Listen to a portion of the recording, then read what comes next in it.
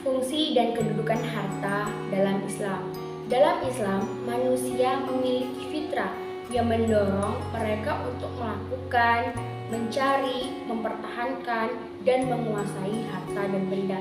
Dan ini telah disampaikan di beberapa ayat yang ada di dalam Al-Quran. Untuk mencari harta ataupun mempertahankannya, biasanya manusia melakukan aktivitas-aktivitas ekonomi. Karakteristik ekonomi Islam sangat berbeda, terutama pada distribusi maupun pemanfaatannya tidaklah sama, bahkan jauh berbeda dengan ekonomi sosialis maupun ekonomi kapitalis. Sistem ekonomi Islam, kedudukan harta. Dalam Al-Quran juga menjelaskan beberapa ungkapan tentang kedudukan Al-Quran. 1. Harta adalah perhiasan kehidupan, seperti firman Allah pada surat Al-Kahfi. Harta dan anak-anak adalah perhiasan kehidupan. Yang kedua, harta bisa menjadi cobaan manusia, seperti firman Allah, sesungguhnya hartamu, anak-anakmu itu hanyalah cobaan, dan ada pahala yang sangat besar di sisi Allah. Jadi, Al-Quran menjelaskan bahwa harta itu bisa menjadi cobaan manusia. Ketiga, harta merupakan sarana untuk memenuhi kesenangan. Apalagi dalam dunia ini, semuanya itu biasanya menggunakan harta untuk memenuhi kesenangan, entah itu untuk kesenangan pribadi maupun kesenangan sosial. 4. Harta untuk menghibur, bekal menuju akhirat. Kepada orang-orang yang kaya namun saleh yang mengerti tentang aturan-aturan, mereka akan menjalankan atau membawa harta mereka ke jalan yang lurus ataupun ke jalan Allah. Biasanya mereka mewakafkan, memberikan bantuan kepada orang yang membutuhkan, dan membayar zakat mal.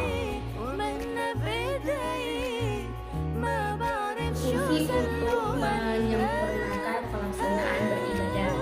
Dalam Islam, kita memerlukan alat-alat untuk menutup aurat, yaitu seperti mukena, jubah, sarung, pakaian yang tertutup, dan juga seperti ibadah haji, bersedekah, hibah, maupun berzakat.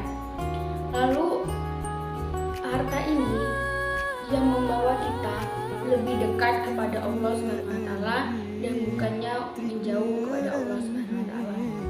Yang kedua, untuk melanjutkan kehidupan dari satu periode ke periode berikutnya. Apa yang di sini dimaksud? Yang pertama, satu periode itu misalnya orang tua, dia memiliki harta. Lalu periode selanjutnya yaitu anak-anaknya. Nah, jika satu periode yang pertama itu memiliki harta yang cukup, bahkan harta yang berlebihan itu akan diturunkan ke generasi berikutnya. Ketiga, yaitu menyeimbangkan antara kehidupan dunia dan kehidupan akhirat. Harta ini untuk mempermudah kita dalam kegiatan di dunia ini, dan juga bisa membantu kita untuk menuju ke akhirat, seperti bersedekah, berzakat, maupun ibadah-ibadah yang lainnya.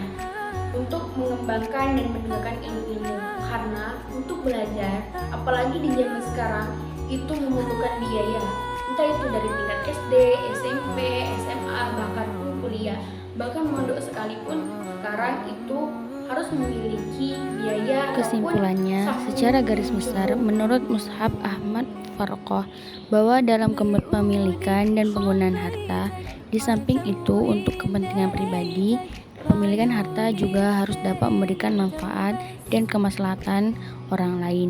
Ini diantaranya fungsi sosial dari harta itu, karena suatu harta sebenarnya hanya milik Allah SWT yang dititipkan ke tangan-tangan manusia, yang tidak hanya diperuntukkan untuk dirinya sendiri, namun juga untuk orang lain.